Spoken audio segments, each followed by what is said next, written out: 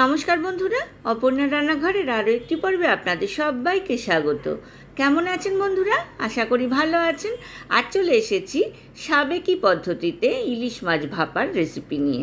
ঝটপট বাড়িতে আমি কিভাবে সাবেকি পদ্ধতিতে ইলিশ মাছ ভাপা বানালাম সেই রেসিপিটাই আজ আপনাদের সঙ্গে শেয়ার করব। চলুন দেখে নিই।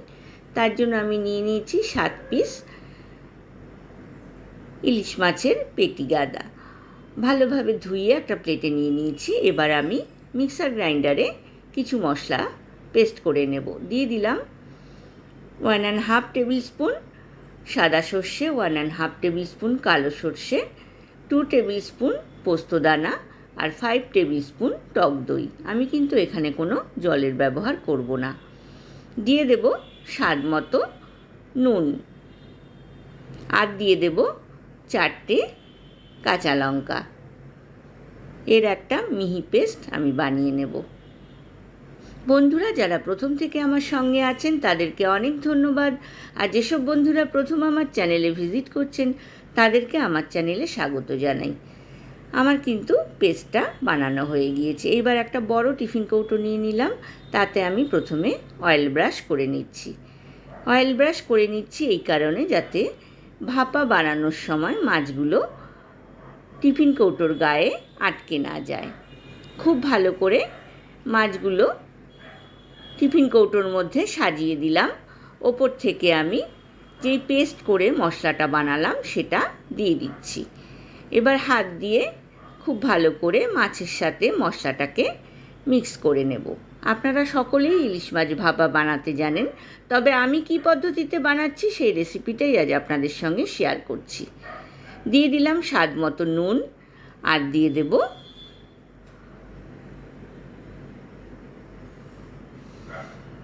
পরিমাণ মতো হলুদ গুঁড়ো আর দিয়ে দেব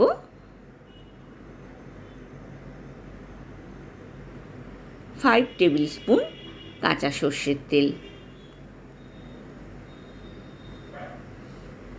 খুব ভালো করে মাছের গায়ে সর্ষে, পোস্ত আর দইয়ের পেস্টটা মাখিয়ে নিচ্ছি। যত ভালো মাখা হবে তত ভালো কিন্তু ফ্লেভারটা বেরোবে। এইবার আমি এর মধ্যে দিয়ে দেব নারকেলের দুধ।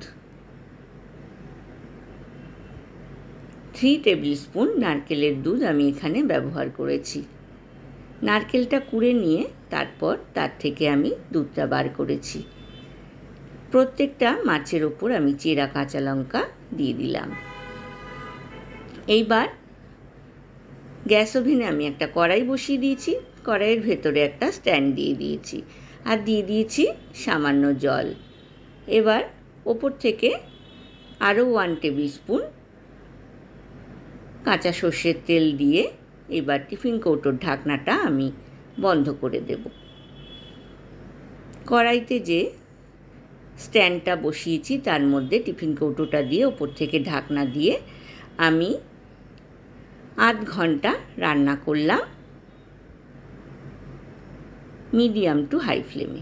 দেখুন ভাপা ইলিশ মাছ সাবেকি পদ্ধতিতে কিন্তু একদম তৈরি হয়ে গেছে। আমি সার্ভিং ট্রেতে সার্ভ করে দিয়েছি বন্ধুরা। আশা করি আজকের রেসিপিটা ভালো লেগেছে। ভালো লাগলে লাইক, কমেন্ট, শেয়ার করতে কিন্তু ভুলবেন না। পাশে থাকা বেল আইকনটা প্রেস করবেন, তাহলে আমার নতুন নতুন রান্নার নোটিফিকেশান বা আপডেট কিন্তু আপনার কাছে প্রথম পৌঁছবে। আজ এ পর্যন্তই বন্ধুরা, দেখা হবে আবার নতুন রেসিপি নিয়ে। ভালো থাকবেন, সুস্থ থাকবেন। ধন্যবাদ।